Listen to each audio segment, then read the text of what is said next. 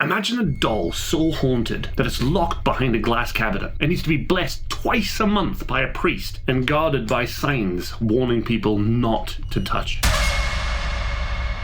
That's Annabelle. And if you believe the stories, this innocent-looking doll has left a trail of fear, possession, and even death in her wake. Tonight, we're diving deep into the real story about Annabelle. Not Hollywood's version, but the terrifying truth that was described by Ed and Lorraine Warren. Don't ever touch anything, and if you do, let me know. This is the worst thing in here. It's that doll.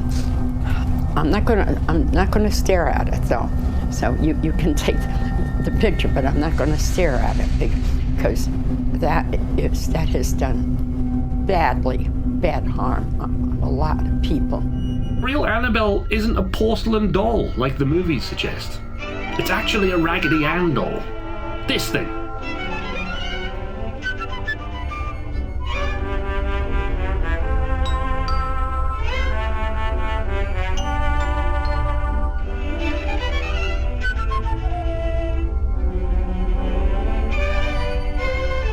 It was gifted to a nursing student called Donna in the 1970s. At first, Donna and her roommate Angie thought nothing of it until the doll started moving. But as most girls do, even 28 years old, she would take the doll to bed with her, wrap her arm around, and go to sleep. I'd do the same thing with a pillow. But then she started taking it to the breakfast nook where the arms one morning went onto the table. Now she lived with another nurse, and they shared the expenses of the apartment, which was 4 blocks away from Hartford Hospital. Right. At that point, they told the girls about the incident, and one said, "I know a medium." So they held a seance that night. That was the beginning of many seances with this doll.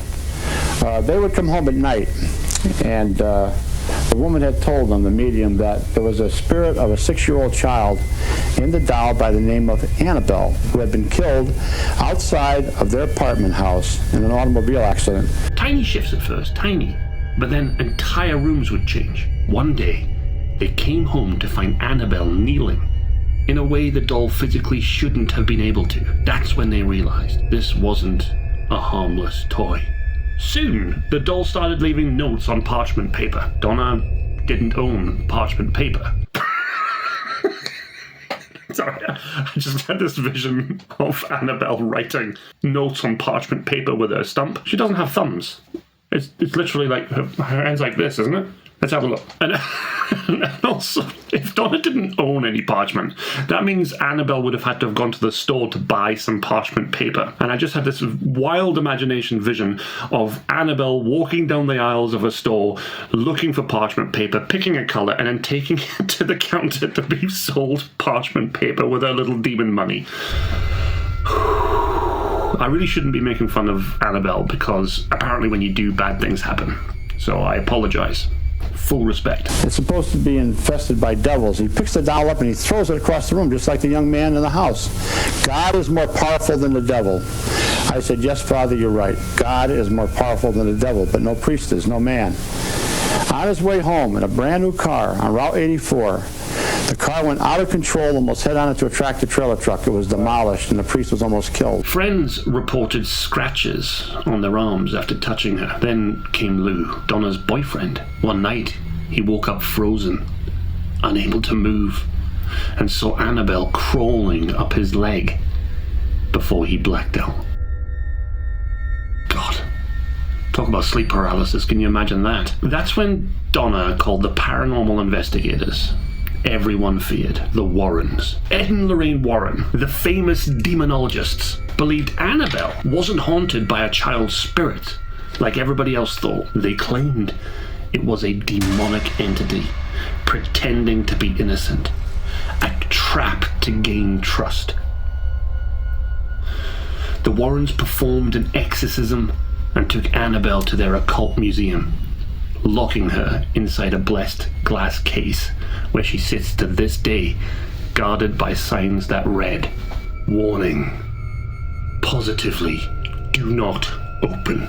But locking Annabelle away didn't end the terror. One visitor mocked the doll at the museum and died hours later in a motorcycle crash. And usually, if you've seen my videos, I usually mock what I'm watching, and it's hard not to in these situations because that's just my nature. I like to poke fun at something if I'm slightly uncomfortable.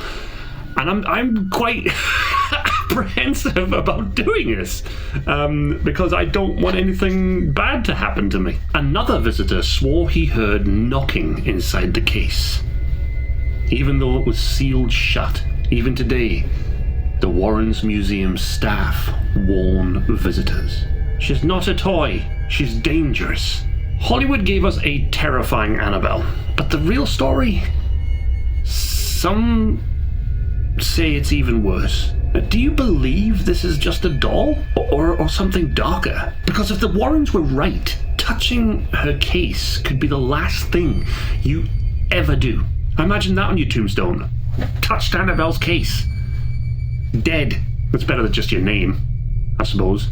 And just when you thought Annabelle couldn't get any stranger, a comedian actually bought the Warrens Occult Museum. If you follow ghost stuff, this is about as big as it gets. Matt Rife has the... Yes, you heard that right. A guy known for making people laugh is now the caretaker of one of the scariest collections on the planet. So scary that some people don't dare to go in. Some say it's a bold move, others say it's a perfect way to make sure Annabelle doesn't get lonely, or worse, bored. Either way, it's proof that even in the creepiness of cursed dolls, life finds a way to be weird.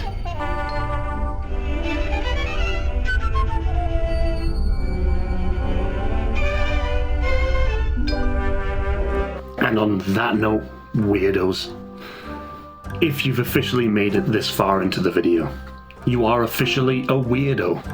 Welcome to the club. Hit subscribe because I've got heaps more haunted objects videos coming, lots happening in my noggin, paranormal deep dives, everything like that. And trust me, some of the stuff that I'm going to talk about makes Annabelle look friendly.